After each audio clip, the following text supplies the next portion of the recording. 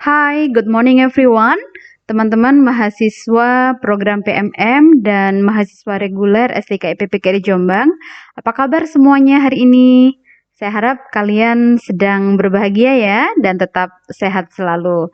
Oke, bertemu lagi dengan saya, Ibu Masriatus Salihah pada mata kuliah English for TOEFL Preparation.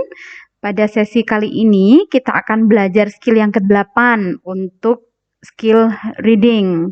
Ya, pada skill ke-8 ini kita mempelajari materi baru yakni structural clues yang pada intinya nanti dalam sebuah soal kalian akan diminta untuk mengerjakan jenis soal mengenai closest meaning, kemudian meaning of X, refers to apa, kemudian sebuah kalimat itu best replaced with apa, semacam itu ya.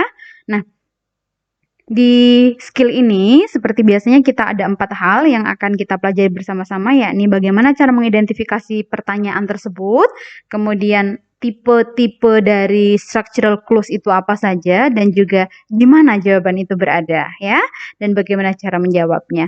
Oke, pertama-tama kita coba untuk mengidentifikasi terlebih dahulu. Kita kenalan dulu yuk dengan jenis-jenis soalnya ya. Nah, soal yang pertama tuh biasanya yang ditanyain adalah what is the meaning of X in line Y? Nah, saya yakin kalian sering banget ketemu dengan pertanyaan jenis ini, ya kan? Atau pertanyaan kedua, the word X in line Y is closest in meaning to, atau yang ketiga adalah the word X in line Y could be best replaced by. Oke. Nah, ini biasanya ketemunya di baik tes computer based ataupun di paper based. Tapi apabila kalian mengikuti tes yang menggunakan komputer atau internet based, maka biasanya akan ketemu soal yang seperti ini. Oke, kita ke tipe-tipe ya. Jadi ada beberapa tipe dari structural clause. Yang pertama yang bisa kalian oh ini pasti jenis dari pertanyaan structural clause itu kalau di dalam soal tersebut tuh terdapat jenis punctuation, jenis yang pertama nih. Jadi biasanya dalam soal itu ini yang harus digarisbawahi sama teman-teman semuanya adalah structural clues itu hampir sama dengan menanyakan reference ya. Tetapi reference di sini bukan ke pronoun, tetapi lebih kepada meaning dari sebuah verb atau mungkin sebuah noun semacam itu yang memang dimaknai pada passage. Nah, biasanya tuh sebuah istilah atau term itu ditandai dengan koma atau tanda kurung atau mungkin garis bawah kecil itu. Dan yang kedua adalah restatement. Jadi pengulangan kembali atau statement kembali, pernyataan kembali itu biasanya ini berfungsi seperti mendeskripsikan gitu teman-teman. Jadi misalkan kayak galaksi, misalkan Earth galaxy. Nah, galaksinya bumi itu apa? Has the equal meaning with Milky Way, semacam itu ya. Jadi ada or, ada that is, ada in other word atau example semacam itu. Jadi kalau ketemu kata-kata ini atau phrases ini, maka bisa dipastikan jenis pertanyaan tadi adalah types of structural clause. Oke. Kemudian yang ketiga ini adalah examples. Jadi dalam kalimat itu nanti akan ditanyakan juga misalkan planets in the solar system such as ini semacam itu ya, bla bla bla bla gitu. Nah, atau mungkin juga for examples atau example gracia semacam itu teman-teman.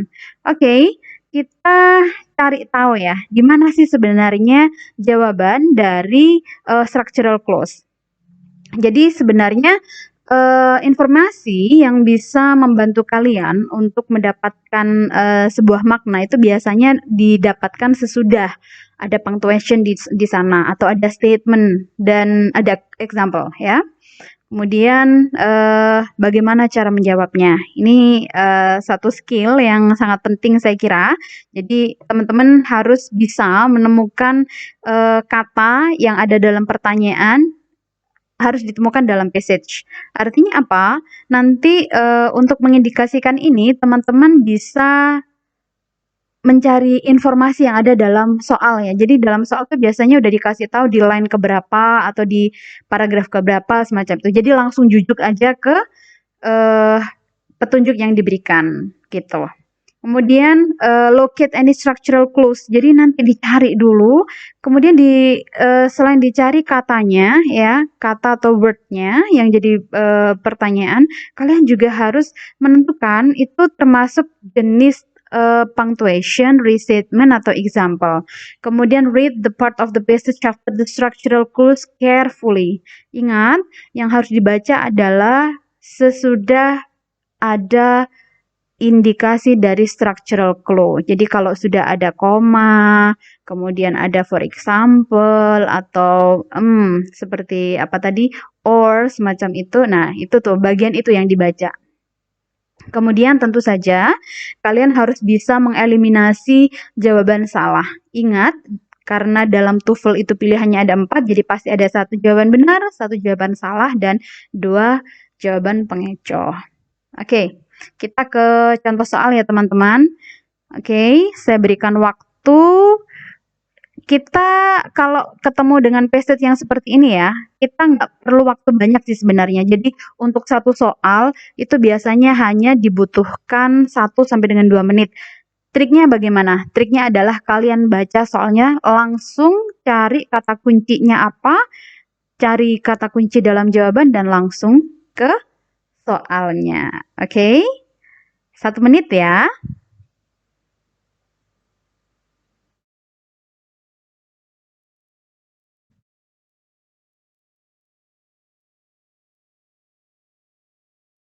Oke, di situ sudah sangat jelas sekali ada pertanyaan according to line 1 on the passage. Berarti kita cari kalimat yang pertama atau baris pertama.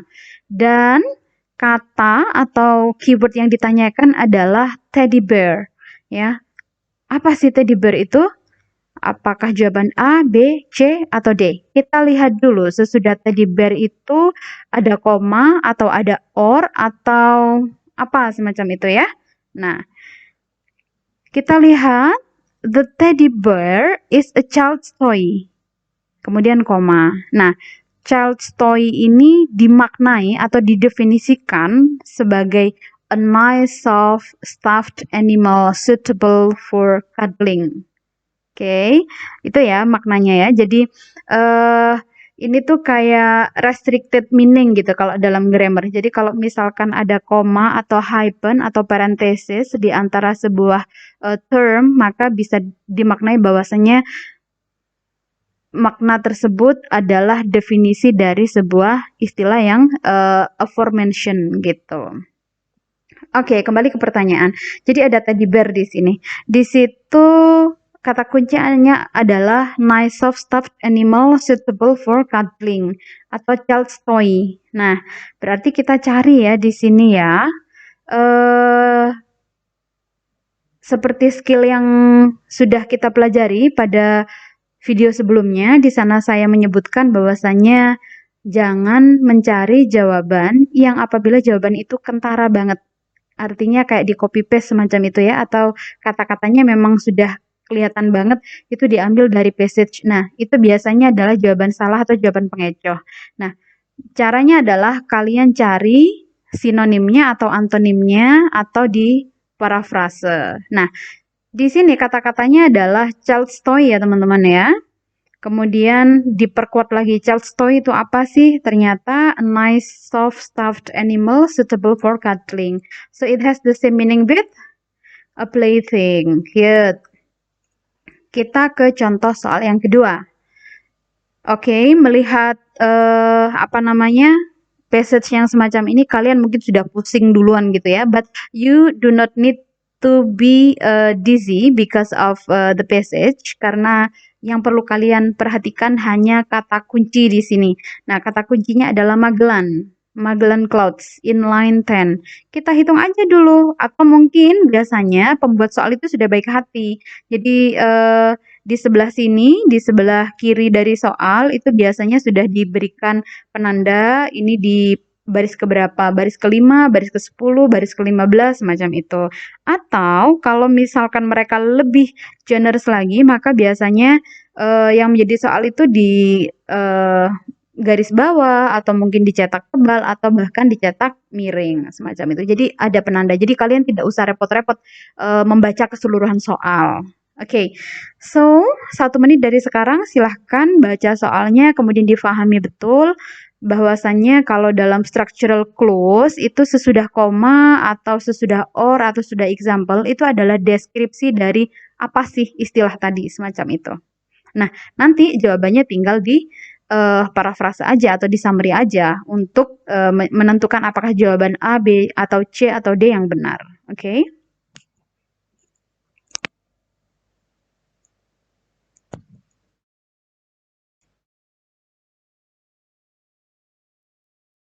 Oke, di sini Magellan Clouds mean a galaxy close to Milky Way. Oke, hati-hati ya teman-teman.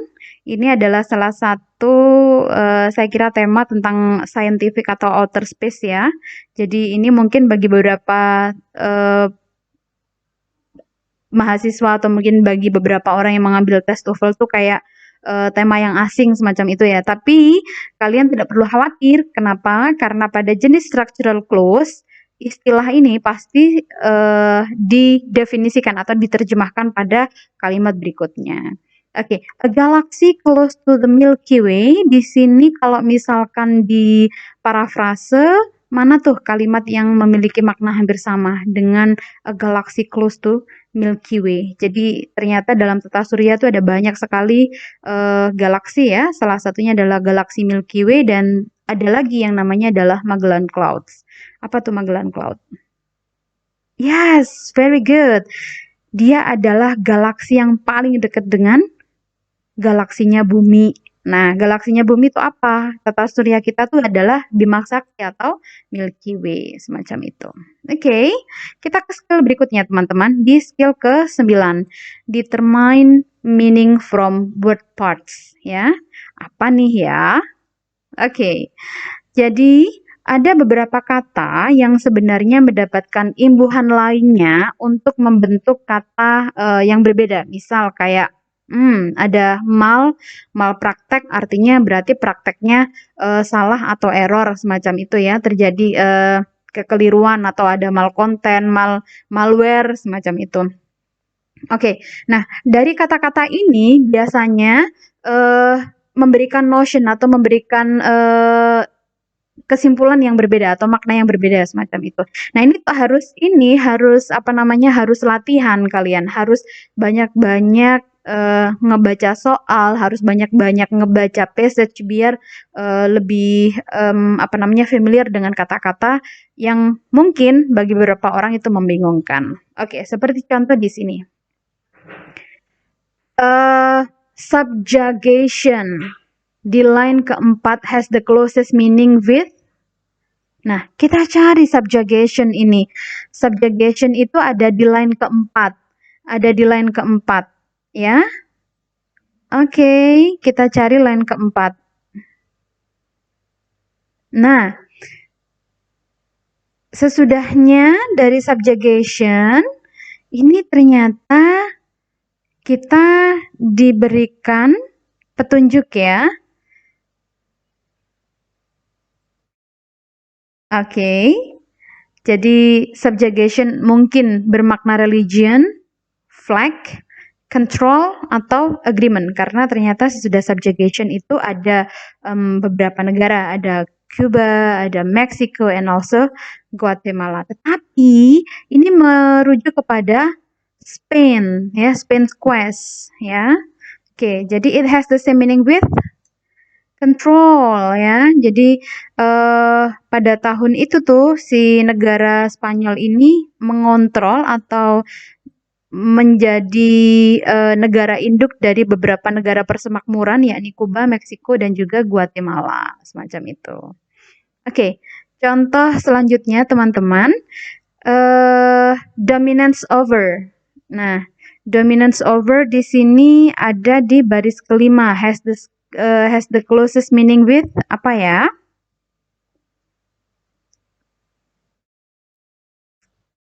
Ya, tepat sekali. Has the closest meaning with authority over. Ya, cukup simple ya teman-teman ya. Nah, bagi kalian yang masih mengalami kesulitan, maka banyak-banyak latihan soal supaya lebih paham dan lebih sering bertemu dengan soal-soal tersebut jadi nanti mudah untuk menjawabnya. Oke, itu saja untuk hari ini. Ketemu lagi pada video berikutnya. Terima kasih.